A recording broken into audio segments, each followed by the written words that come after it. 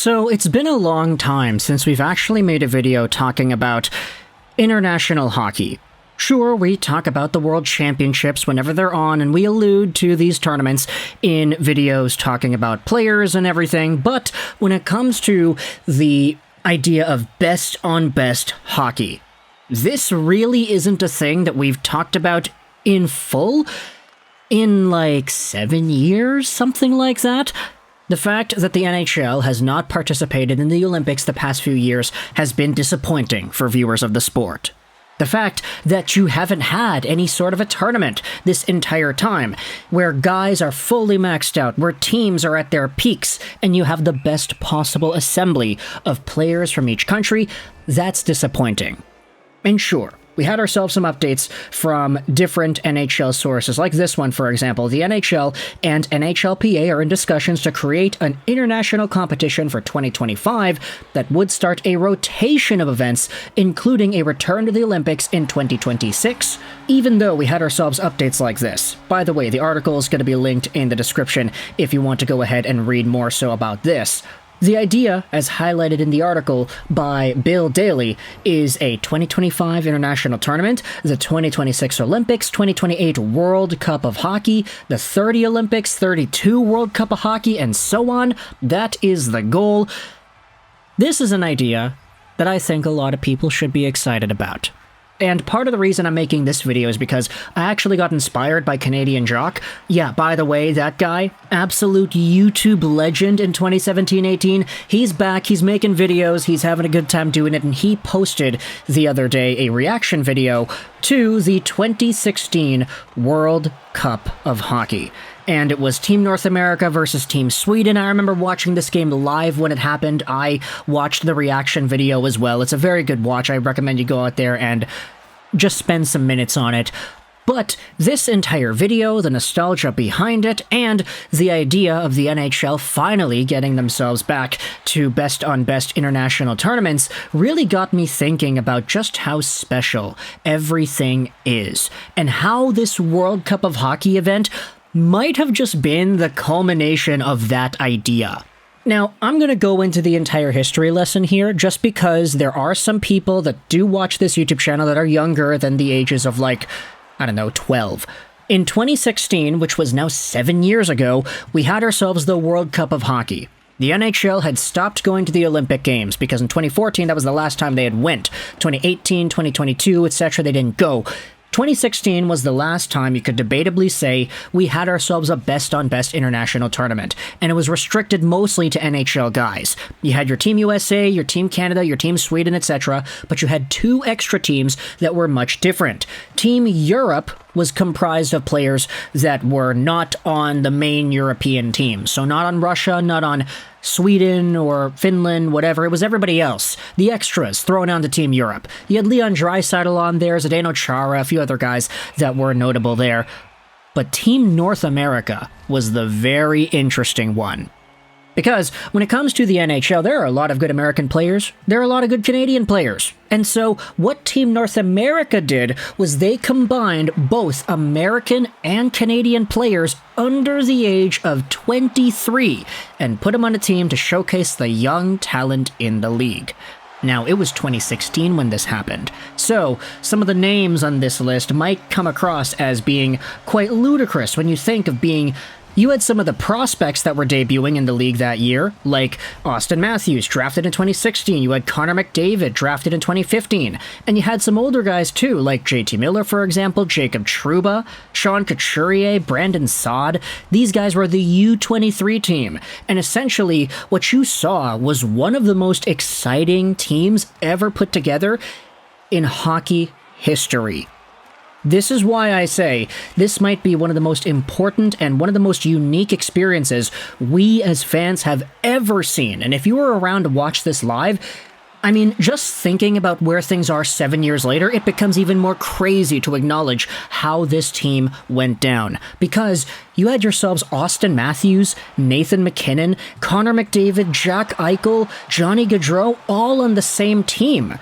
This is never going to happen again, ever. Once Auston Matthews' extension kicks in, the 3 highest paid players in the entire league are going to be Matthews, MacKinnon, McDavid. This team in 2016 had them all. And sure, Matthews was 18 at the time of the tournament. He had not played an NHL game yet, but we knew he was going to be good. He still produced 3 points in 3 games in this tournament. We will never, ever see Matthews, MacKinnon, and McDavid on the same team ever again. And this tournament had that. Team North America ends up beating Team Sweden in the overtime thriller with the Sedins and Eriksson. That's the reaction video that Canadian Jock went out there and made. But realistically, thinking about all this stuff, the World Cup of Hockey, the Team North America Under-23 squad, this news of the NHL doing their rounds of bringing back best-on-best international tournaments, it got me thinking that 2016 was really the last time we ever had a best-on-best tourney, if you even want to call it that. If you wanted to say it would be true best-on-best, then okay, you could say that Connor McDavid should have been on Team Canada, MacKinnon on Canada, Germany should have been their own team, there shouldn't have been this European squad. Okay, that's fine. But from the lens of what we have been used to with the Olympics and the World Championships over the years, we have not had any sort of a best-on-best tournament at all in almost a decade. And when you think about the way the NHL All-Star Games go about, yeah, that doesn't count. Everybody's hungover when that game is played. It's not really entertaining from a best-on-best standpoint. It's just guys going out there trying fancy tricks and moves the entire time, and the goalies don't even try either. The last time we had a real best-on-best tournament was 2016. And even further back, you could say 2014, the Olympic Games. Now sure, that Olympics was kind of whack because Team Canada just steamrolled everybody. Like, this time frame in 2014 was in that realm where everybody knew that Canada was the powerhouse. You had superstars in their primes, the Crosbys, the Marchands, the Bergerons, the defensemen like the Keiths and the Dowdies, and even Dan Hamius was on that team, Shea Weber, Roberto Luongo, Carey Price, everybody was so good. However, things have changed since then.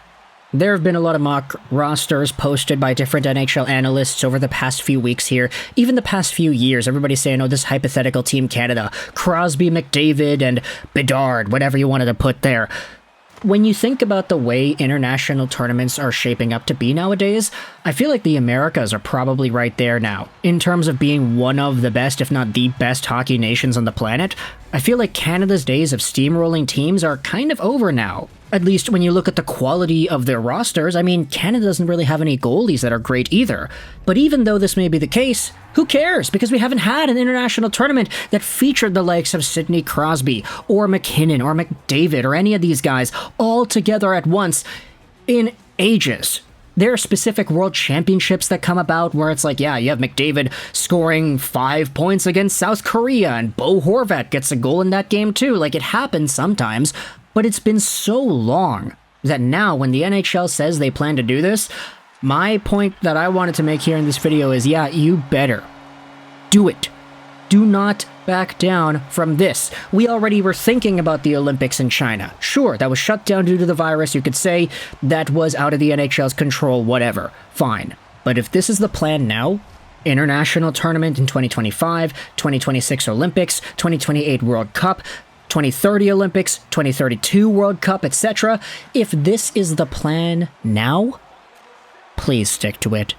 This is what we need as hockey fans. We have not seen the best on best in ages, and you could say, well, the NHL did not actually go to the Olympics until 1998. There was a lot of holdout either way, but still, even in the 70s, 80s, whatever, there were still these weird and wacky challenge tournaments, Soviet stuff, Canadian squads, whatever, that provided fans with that level of excitement. These were exciting games, and they took over our TV screens because, hey, you've got Guy Lafleur passing it out to Wayne Gretzky out there. Sure, it's not in the Olympic Games, but it's still best on best type of stuff. The magical moments where you would see Gretzky setting up Mike Bossy for a goal, these are the types of things we've been missing for the past decade. So NHL, bring it back. Connor McDavid, Auston Matthews, Nathan MacKinnon, this is never going to happen again. And I'm not even saying that we need to bring that specific part of it back. Bring back North 23, whatever it is that you want to call it, but Just give us a best-on-best tournament. Even if MacKinnon and McDavid are on the same team and Matthews isn't on that, that's fine. Just let us see Jack Hughes and Cole Caulfield together once again. Let's see all the Hughes brothers on the same team. Let me know your thoughts in the comment section below about this entire idea here. I know it's not really a substantiated topic, but I wanted to go out there and discuss this. I hope you enjoyed this.